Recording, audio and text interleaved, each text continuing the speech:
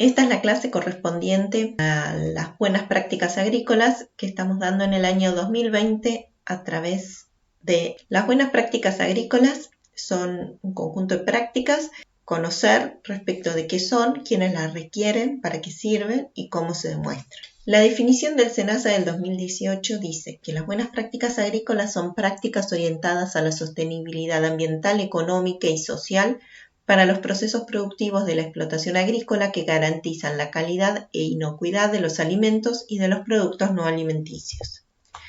Hay otras prácticas o sistemas, como el sistema de producción integrada, que quizás el nombre no lo tenemos tan presente, pero fíjense, cualquier sistema de producción integrada son sistemas de producción agrícola que maximizan el uso de los recursos y mecanismos de producción natural y aseguran a largo plazo una agricultura sustentable, incorporando métodos biológicos y químicos de control de plagas y enfermedades y otras técnicas que contemplen las exigencias de la sociedad, la protección del ambiente y la productividad agrícola, como así también las operaciones de manipulación, envasado, transformación y rotulado de los productos obtenidos. Esta producción integrada se encuentra en publicaciones del INTA, por ejemplo, para distintos cultivos, Kirschbaum sobre frutilla y también en Mar del Plata y sobre la papa. Así que ambas definiciones tienen algo en común.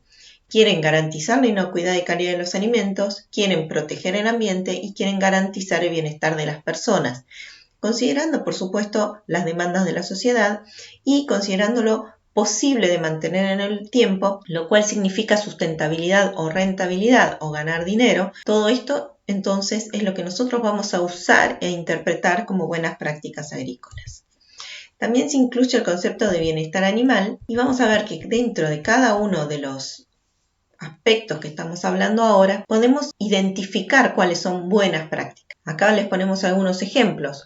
Por ejemplo, para garantizar la inocuidad y calidad de los alimentos, respetar los periodos de carencia. Supongo que de la clase de fitosanitarios se acuerdan lo que es el concepto de periodo de carencia. Cuánto tiempo debe pasar entre que se aplica un fitosanitario y que se pueda consumir el producto sobre el cual fue aplicado. O aplicar productos permitidos, o conocer el origen de la materia prima o de las semillas, el manejo integrado de plagas, cuidar la biodiversidad, cuidar el agua, el aire, el suelo, reducir y manejar residuos. Garantizar el bienestar de las personas se vincula básicamente con dos grupos de personas, los consumidores y los trabajadores que están en el predio. Para eso, por ejemplo, vamos a pensar en qué condiciones son deseables para ellos, qué condiciones de vivienda tienen que tener, qué horarios, si perciben un salario justo. Bueno, hay muchísimos conceptos que van a estar vinculados con cada uno de estos 3 o 4 grandes ejes. 4 cuando incluyo el bienestar animal. Por lo tanto, cada una de estas decisiones puede tener impacto en más de uno de los ejes. Por ejemplo, el manejo integrado de plagas tiene que ver con todo, con los 3, no es que porque está ubicado más cerca de estos tercios va a estar solo vinculado con eso. El cuidado de la biodiversidad, el cuidado de los recursos, todo tiene que ver con todo. Pero en general nosotros tenemos que pensar, si queremos implementar una buena práctica, si estamos pensando en una buena práctica, ¿cómo se vincula o en qué puede tener efecto? ¿Tiene efecto en la inocuidad? ¿Tiene efecto en el ambiente? ¿Tiene efecto en las personas? ¿O tiene efecto en el bienestar animal? Bueno, de ser así, podríamos pensar, un efecto positivo, por supuesto, en una buena práctica. Las buenas prácticas originalmente se desarrollan o se forman, se implementan, ¿por qué? Para acceder a mercados. Es decir, si yo te garantizaba todo esto, había gente que estaba dispuesta a pagar un precio para comprar eso. O al revés, si yo no te garantizaba eso, había un consumidor en otro lado que tenía la capacidad de decidir no comprar ese producto. Entonces, la calidad se hace a cada instante, dice acá. ¿Por qué? Pues nosotros estamos parados en este pedacito, en las buenas prácticas agrícolas. Pero fíjense todos los sistemas de calidad que se pueden implementar en toda la cadena agroalimentaria. Nosotros tenemos las buenas prácticas agrícolas para la producción, buenas prácticas de manufactura para la manufactura de los alimentos, los análisis de peligros y puntos críticos de control, o HCCP por las siglas en inglés, que son procedimientos donde uno identifica en qué momento se puede generar un problema para prevenirlo. Sistemas de gestión de calidad, como las normas, Después, capacitación de manipuladores en cualquiera de estos escalones. Procedimientos operativos estandarizados de saneamiento, qué procedimientos de higiene se van a implementar y con qué regularidad. Es como cuando ustedes van al baño de un restaurante y tienen una planilla de quién pasó a cada hora para limpiar el baño, para verificar que el baño estuviera en condiciones. Bueno, ¿eso qué significa? Que alguien se puso a pensar que alguien tenía que controlar que el baño estuviera limpio. Entonces, repitiendo estas definiciones, y resumiéndolo, muchos dicen que las buenas prácticas es hacer las cosas bien y dar garantía de que se están haciendo bien. En el 2003 la FAO había dicho que las BPA, más que un atributo, son un componente de competitividad que permite al productor rural diferenciar su producto de los demás oferentes con todas las implicancias económicas que ello suponía, como mejores precios, acceso a nuevos mercados, consolidación de mercados actuales y otros. Entonces, cuando nosotros pensamos en hacer las cosas bien y dar garantía de eso, decimos que hay que cumplir con 3 cosas: saber hacerlo, querer hacerlo y poder hacerlo. Y después, respecto a la garantía, demostrar que lo hicimos. Fíjense el ejemplo con el cinturón de seguridad de los autos y esto de saber, querer y poder. ¿Qué pasa con estos autos? En ese momento no tenían cinturón de seguridad, es decir, que por más que alguien supiera o quisiera, no lo podía usar. Este es un auto de más o menos la misma época que ya traía cinturón de seguridad. Yo conozco un señor que lo tenía acá en Argentina, era un auto importado, traía cinturón de seguridad. ¿Se le ocurría usarlo el cinturón? No. ¿Por qué? Porque no sabía, no le veía ningún sentido. Entonces, podía, pero no sabía. ¿Qué pasa con estos autos? Estos ya tienen el cinturón de seguridad, ya sabemos que hay que usarlo, y sin embargo hay gente que no lo usa. Entonces, cuando nos encontramos en una situación así, en que no sabemos ni siquiera si el vehículo tiene el cinturón de seguridad, tenemos que poder llegar a instalárselo, porque hoy hay estos camioncitos y sabemos que hay que usarlo, queremos usarlo y hay que ver qué medidas tenemos para poder facilitar el poder hacerlo, el poder adecuar el vehículo en este caso a tener un cinturón de seguridad. Entonces, para hacer las cosas bien y dar garantía de eso, tenemos que saber, o la gente tiene que saber lo que son las buenas prácticas, querer hacerlas y poder cumplirlas. Y después demostrarlo. Vamos a poner otro ejemplo, estamos con los autos hoy. Quiero vender mi auto. Entonces yo lo ofrezco y le digo, pero tiene todos los servicios, a la de 10.000 kilómetros hice el cambio de aceite y acá tengo todos los comprobantes del papelito que me dieron cuando cambié el aceite. Fíjate que cumplí con toda la garantía del auto cuando tuvo que ir al servicio o tuvo que hacer algún trabajo en el auto. Entonces, ¿qué garantía le estoy dando al posible comprador? Y le estoy mostrando que yo me preocupé de cuidar el auto, de que le hice las cosas que tenía que hacerle y demás. No es lo mismo que decirlo sin demostrárselo. Entonces, del mismo modo, yo puedo pedirle a alguien cuando quiero comprar un auto que me demuestre, que me certifique de alguna manera entre nosotros o de una forma más formal cómo fue que ese auto llegó a las condiciones en que está ahora.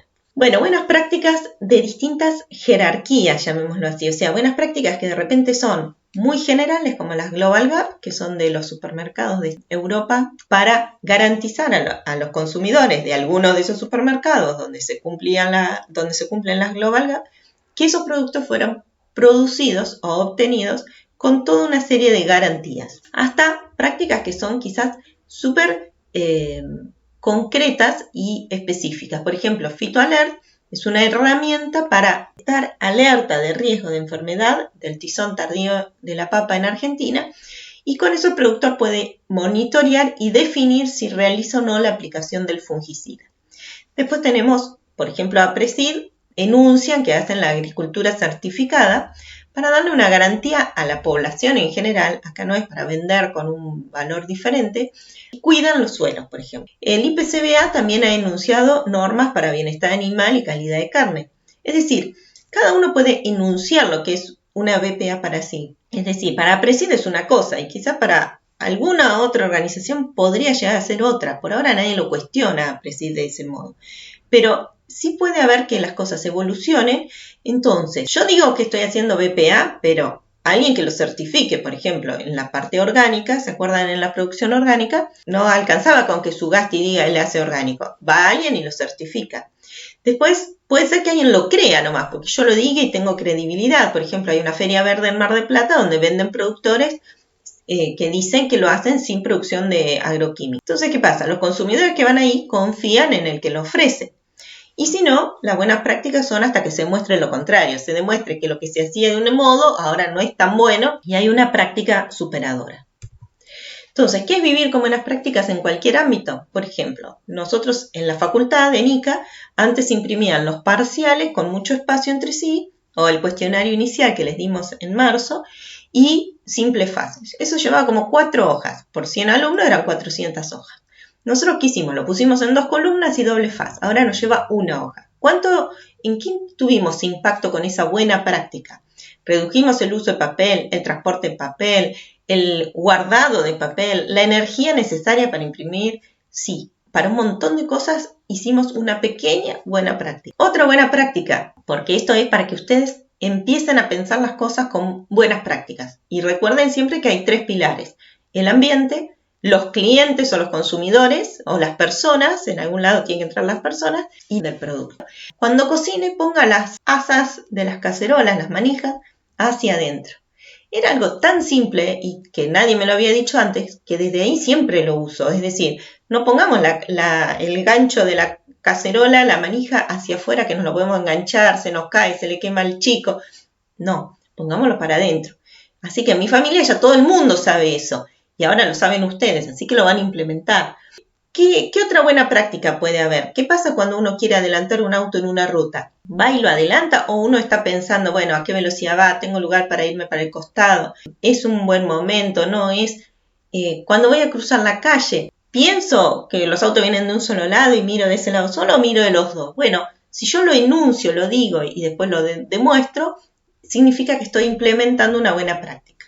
O, por ejemplo, apagar la luz cuando salgo de un lugar que no voy a ocupar. O, por ejemplo, cuando me dicen las hamburguesas son peligrosas para niños de menores de 2 años, así que ¿para qué les voy a dar hamburguesas antes de los 2 años?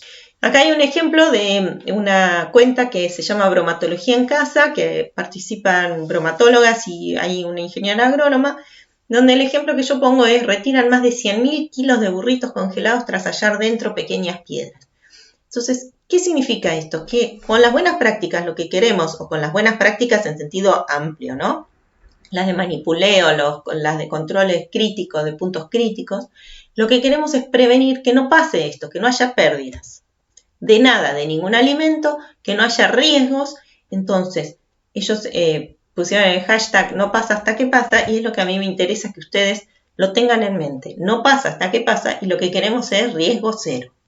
Así que vamos a hablar ahora sí de las buenas prácticas agrícolas obligatorias, y de las buenas prácticas agrícolas en sentido amplio es esa conceptualización que traté de transmitirles en la parte anterior de la clase. Las BPA obligatorias son unas prácticas que ahora vamos a ver con un poquito más de detalle, y que en cierta forma ya deja de ser válido este enunciado que les había mostrado antes de la FAO, que decía que son un componente de competitividad que permite al productor rural diferenciar su producto de los demás oferentes.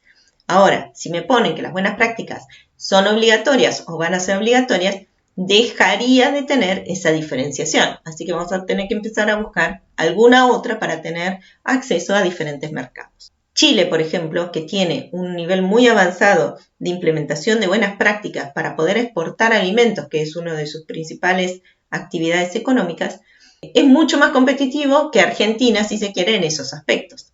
Entonces, las buenas prácticas siguen siendo para acceder a mercados. Lo que nosotros ahora vamos a ver son las buenas prácticas que se implementan como obligatorias para cuidar la salud de la población argentina.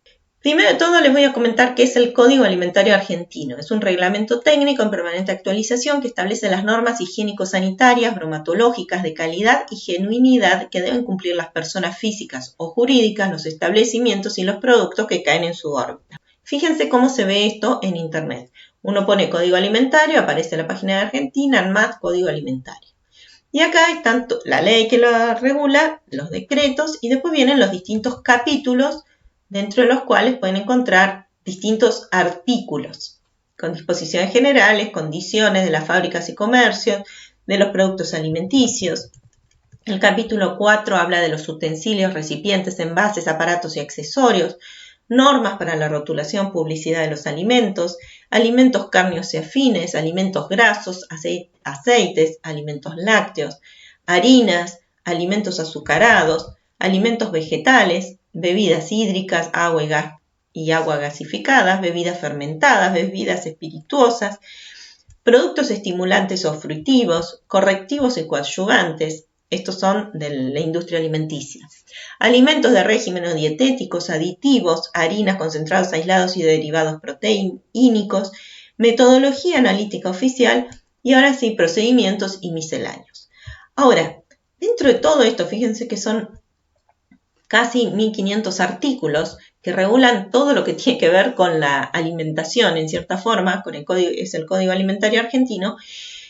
Dentro de esto se incorporó recientemente, en el capítulo 2 y en el último artículo, lo que regula a la producción agropecuaria. Y eso lo vamos a ver acá.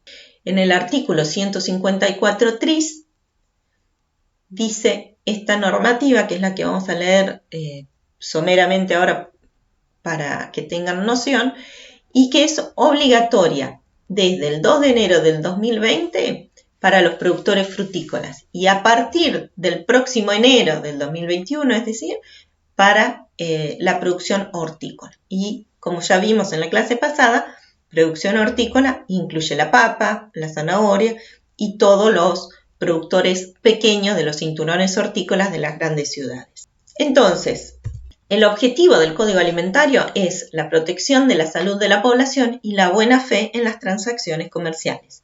Cuando ustedes exploren el Código Alimentario van a encontrar que define desde cómo tiene que ser envasado el tomate o qué pasa con los tambos o cosas que tengan que ver con, qué sé yo, las roticerías, por ejemplo. Entonces, la normativa esta nueva es la número 5 del año 2018, tiene 3 artículos que definen las BPA y los requisitos mínimos de higiene e inocuidad, menciona la entrada en vigencia y es de forma. Entonces, la definición dice, las buenas prácticas son prácticas orientadas a la sostenibilidad ambiental, económica y social para los procesos productivos de la explotación agrícola que garantizan la calidad e inocuidad de los alimentos y de los productos no alimenticios. Recuerden que del campo no solo salen alimentos, sino pueden salir fibras, pueden salir productos cosméticos, pueden salir elementos para la energía.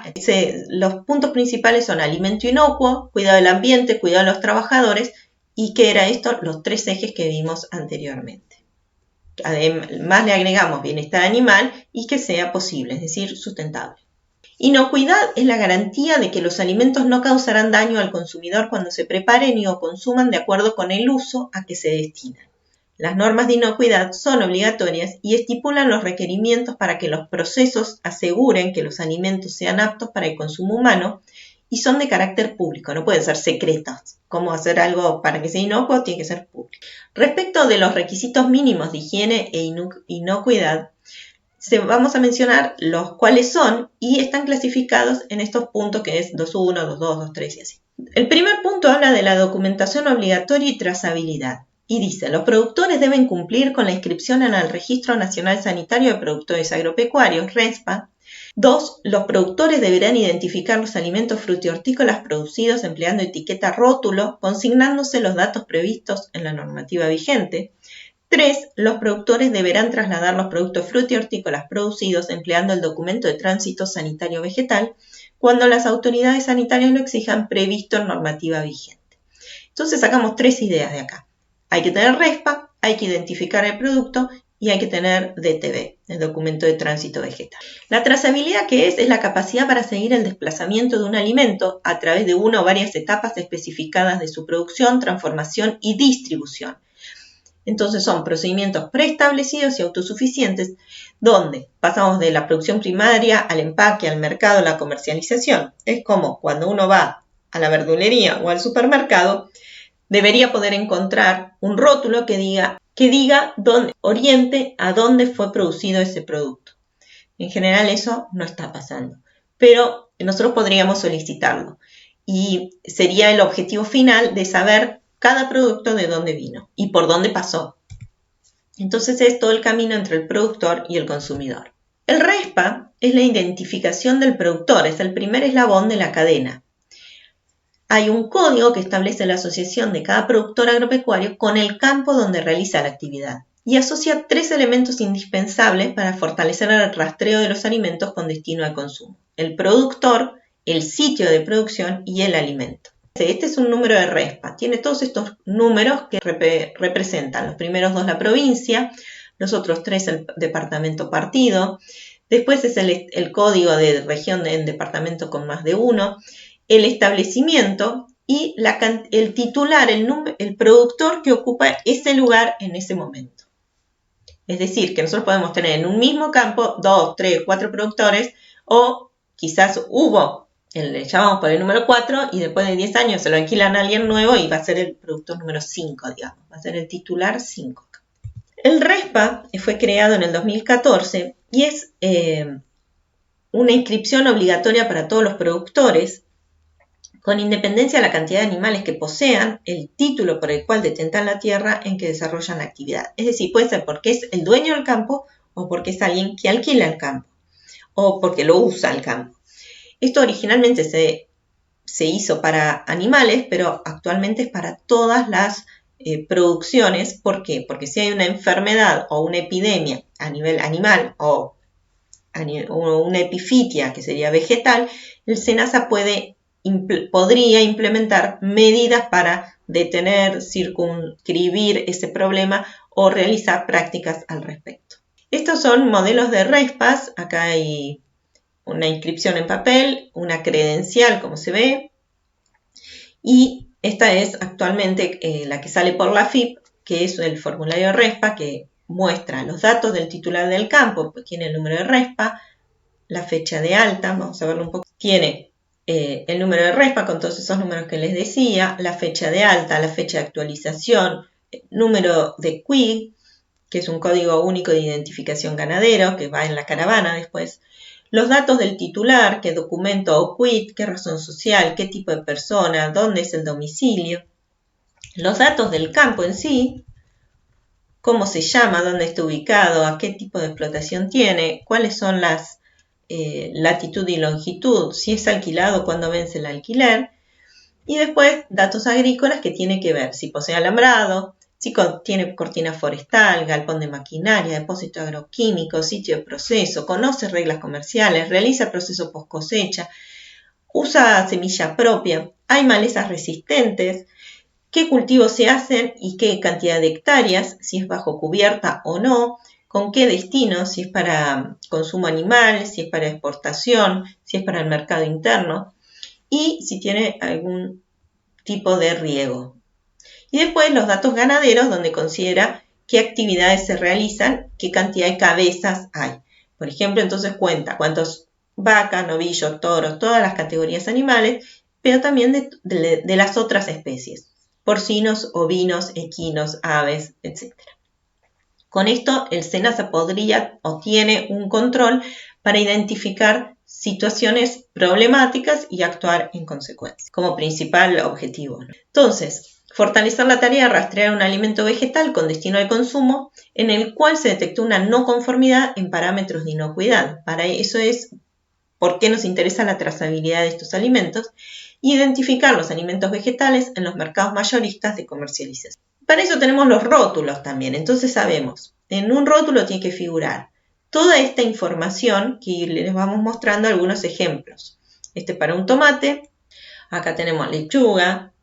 Entonces tiene que tener el tipo comercial o cultivar, la especie, el grado de selección, el calibre o tamaño, número de empaque, si hay empacadora, la marca comercial e identificación expresa del productor y del empacador, si hay empacador, el peso neto en kilos o unidades, el RESPA, la zona de producción o procedencia, y tiene que estar la leyenda producción argentina o industria argentina. Fíjense que esto está en cada uno de estos rótulos. Cada uno tiene su diseño, pero todos tienen esa información como mínimo. Bueno, acá tenemos más ejemplos de papa, ¿dónde va este rótulo? Mientras que los otros pueden ir en un cajón pegado, esto tiene que ir cosido o impreso en la bolsa. El DTV es el documento de tránsito vegetal, por el cual todo alimento debe ser trasladado con un documento que lo ampare, o sea, saber para qué, para seguir otra vez la trazabilidad. Entonces, es obligatorio y es para el tránsito de productos, subproductos y derivados de origen vegetal que necesitan el DTB.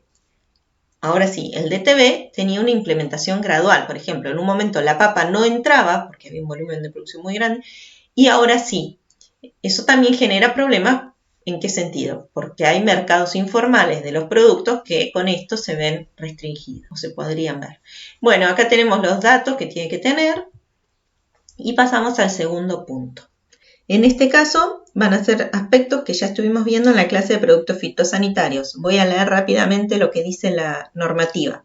Los productores deberán cumplir con las recomendaciones y las restricciones de uso indicadas en el marbete etiqueta y registrar la aplicación. 2. Solo deberán utilizar productos fitosanitarios autorizados por el SENASA en sus envases originales y para los cultivos permitidos. 3. Los productos fitosanitarios se deben almacenar en un depósito específico, cerrado con llave, separado de otros enseres y aislado de lugares donde se produce el cultivo o donde se manipula y o conserva el producto cosechado a fin de evitar la posibilidad de contaminación. El depósito debe estar bien ventilado e iluminado con luz natural y artificial, debidamente señalizado con carteles de advertencia. Y 4. El manejo de envases según la reglamentación legal vigente. Es decir, si resumimos las ideas, los puntos sobre los que habla la normativa es que el marbete, y tiene que haber registros en general en todas las buenas prácticas, tiene que haber dos cosas fundamentales. Registrar lo que se hace, anotar, escribir, guardar carpetas, archivos, lo que sea, y capacitar. Y guardar registro de las capacitaciones, por supuesto. Después, que estén inscritos en SENASA, en envases y para los cultivos permitidos, que el almacenaje siga algunas indicaciones específicas y que los envases vacíos también cumplan con las normativas. Con respecto al tercer punto, que es el agua, vamos a tener una clase de agua y riego la semana que viene, así que lo vamos a ver con más detalle. Pero otra vez, se refiere simplificadamente a tres cosas. Si nosotros vamos a mirar las normas Global Gap, por ejemplo, en el inciso agua hay muchísimos más puntos de control y de definición de cuáles son las buenas prácticas para ellos. Entonces, cada uno, cuando hablábamos que había distintas jerarquías, distinto nivel de detalle, bueno, piensen en esto. Esta normativa, que es la obligatoria desde este año, desde enero del año que viene para los productores frutihortícolas, es relativamente muy simplificada y obligatoria. Entonces, con respecto al agua, se debe realizar un uso eficiente, seguro y racional. Los productores deberán implementar medidas eficaces que garantizan que el agua a ser utilizada en la explotación cumpla con los requisitos establecidos en el Código Alimentario Argentino para higiene y para consumo personal. Y para el agua de uso agrícola se deberá asegurar el cumplimiento de las legislaciones aplicables de cada provincia. Esto, como les dije, lo veremos con más detalle la semana que viene. Con respecto a la manipulación de los alimentos o de los productos logrados, obtenidos, tenemos 3 puntos otra vez. En la manipulación de las hortalizas y frutas al momento de la cosecha, acondicionamiento y empaque en el predio, es fundamental cumplir con las pautas de higiene básicas, principalmente el lavado adecuado de las manos de todos los operarios o manipuladores. En el punto 2 dice, el lavado de manos deberá realizarse con agua potable y elementos adecuados para su limpieza antes de comenzar a trabajar, después del uso de las instalaciones sanitarias y o después de manipular residuos. Y 3. En el caso que no se cuente con agua potable, los manipuladores deberán utilizar agua tratada por alguno de los siguientes métodos: hervido, clarificación o cloración. Es decir, no solo hay que saber, querer, también hay que poder hacer las cosas. Si no tenemos agua que sea potable, tenemos que potabilizarla, por ejemplo. Con respecto a los animales, dice, se deberá impedir el ingreso de animales a las áreas cultivadas y a las zonas de manipulación de producto cosechado. Recuerden que estas normas son para productos frutihortícolas. 2. Deberá impedirse el ingreso de animales domésticos, de granja y otros animales de trabajo que no estén cumpliendo actividades a través de prácticas que eviten su entrada, proliferación y acercamiento. Y 3. En el caso de los animales de trabajo que se utilicen para otras tareas, deberán estar sanos, vacunados y desparasitados. Otra vez, necesitamos implementar medidas para evitar que, por ejemplo, los perros entren a las quintas. Y eso no siempre es factible. Otro problema que se comentaba en nuestra zona es, por ejemplo, palomas o aves que ingresan a los predios y de los cuales no se puede aislar totalmente. Y, en cierta forma, con una mirada más crítica, también pensamos cómo esto se relaciona con lo que decíamos del cuidado de la biodiversidad. Es decir, hasta qué punto cortar el ingreso de algunos animales que van a generar un problema en la inocuidad de los alimentos, no está afectando otro concepto que se consideraría buena práctica. Con respecto al uso de fertilizantes orgánicos y enmiendas, algo vimos en las clases pasadas. Dice, los fertilizantes orgánicos, enmiendas y sustratos adquiridos a terceros utilizados en las actividades de producción primaria contempladas en la presente deben estar registrados en el SENASA. Esto es similar a los productos fitosanitarios. Está el registro de SENASA y tiene que figurar ahí. 2. Los fertilizantes orgánicos y o enmiendas orgánicas producidos por el responsable de la producción primaria deben someterse a tratamiento, compostado u otros que minimicen el riesgo sanitario. Acá estamos pensando en primera instancia en lograr ese alimento inocuo que si nosotros usamos abonos orgánicos que no estén debidamente tratados podemos generar un problema en el alimento y en la salud del consumidor. Y 3. Se prohíbe expresamente la utilización de residuos provenientes de sistemas cloacales y pozos sépticos como enmiendas orgánicas, así como el uso de enmiendas orgánicas sin tratamiento.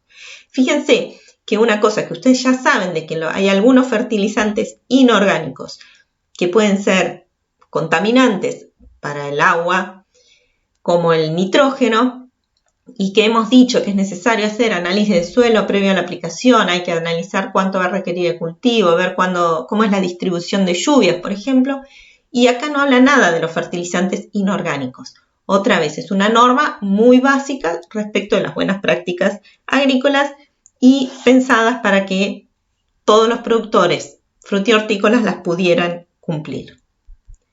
Y después finalmente queda el último punto, que es el de asistencia técnica, que dice que deberá contar con la asistencia de un técnico profesional para asesorar en la implementación de las BPA a través de personal capacitado en la temática de organismos nacionales, provinciales, municipales, universidades, escuelas agrotécnicas, programa Cambio Rural y otros programas relacionados, organismos descentralizados, profesionales independientes y entidades privadas reconocidas. La capacitación de los asistentes técnicos será obligatoria a través de un curso con certificado oficial y actualización periódica.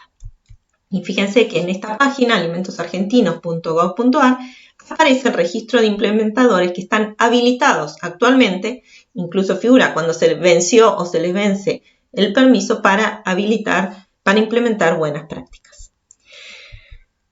Entonces, en la matriz de este esquema de calidad es escribo lo que hago lo que escribo y pido control de lo que hago. Esa es una forma de resumir también la parte de las buenas prácticas. ¿Cómo compartimos lo que hacemos? Nosotros usamos lista de control o checklist. ¿Cuánto detallados podemos ser o cuán detallados tenemos que ser?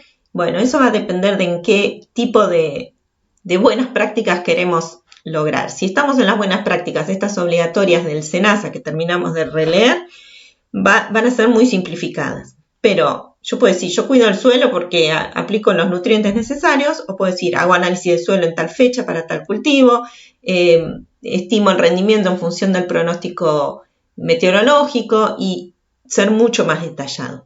Y después está, por otro ejemplo, hago manejo integrado de plagas o decir, elijo variedades con menor riesgo de enfermedades, se monitorea desde la emergencia hasta la madurez fisiológica cada 5 días y así otros ejemplos de pautas concretas que es realmente la buena práctica. Si yo les digo cuál es una buena práctica para controlar la erosión, me van a decir sembrar cruzado a la pendiente. Pero después en la lista de control, o sea, cuando ustedes lo demuestren, dice en tal lote se siembra con tal orientación, porque tiene tal grado de inclinación o porque tiene tal pendiente, en las pendientes con... Y este es un ejemplo de lista de chequeo donde se hacen las preguntas y se fija uno si cumple o no cumple. ¿El productor está inscrito en el RESPA? No, sí. Y puede haber comentarios o pautas o sugerencias para que el productor logre finalmente quedar con el cumplimiento de las buenas prácticas. Muchas gracias.